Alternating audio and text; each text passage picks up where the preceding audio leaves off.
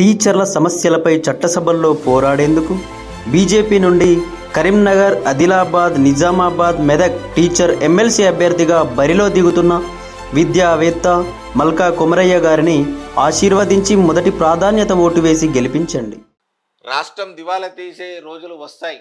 అప్పులతోనే ప్రభుత్వాన్ని నడిపిస్తున్నారు కిషన్ రెడ్డి. గత సర్కారు 8 లక్షల కోట్లు అప్పులు చేసింది. ఈ సర్కారు అదే పద్ధతిలో పోతున్నది.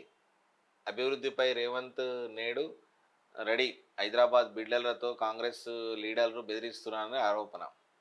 అంటే ఇంతకుముందే మనం చెప్పినాం కాబట్టి ఖచ్చితంగా ఏమవుతానంటే ఇట్లాగే కొనసాగితే ఇదే తరహాలో కాంగ్రెస్ ప్రభుత్వం కనుక చేస్తే ఖచ్చితంగా రాష్ట్రం దివాలా తీస్తుంది. దాదాపు మీకు తెలియదు కానీ ఒక ఆర్టీసీ మాజీ డైరెక్టర్ని మేము కన్సల్ట్ చేస్తే ఆయన ఏమన్నానంటే దాదాపు 8 కోట్ల రూపాయలు డైలీ లాస్. స్త్రీలకు ఉచిత రవాణా పెట్టి డైలీ 8 కోట్ల రూపాయలు లాస్. అంటే దాదాపు నెలకు 324 240 crores 240 కోట్ల రూపాయలు. అంటే ఈ పనికి మాలినటువంటి స్కీములు ఎవరైతే పెడుతున్నారో ఆ ప్రజలు కూడా అట్లే చెప్తున్నారు. తెలంగాణ ప్రజలకు ఇంకొకసారి నేను అప్పీల్ చేస్తున్నా, ఎప్పుడైతే ఉచిత పథకాలకు అలవాటు పడితే దేశాలు అనేటివి నష్టపోతాయి, రాష్ట్రాలు అనేటివి నష్టపోతాయి.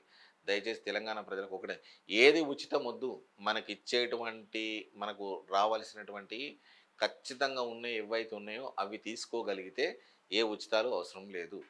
దయచేసి తెలంగాణ ప్రజలు మళ్ళీ ఇప్పుడు స్థానిక సంస్థల ఎన్నికలు వస్తాయి.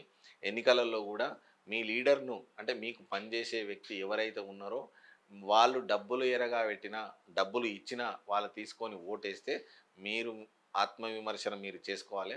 ఎందుకు అనంటే మనం డబ్బు తీసుకొని ఓటేస్తే వాడికి అమ్ముడు పోయినట్టే మనం. కాబట్టి మీరు అర్థం చేసుకోవాలి ఒకసారి.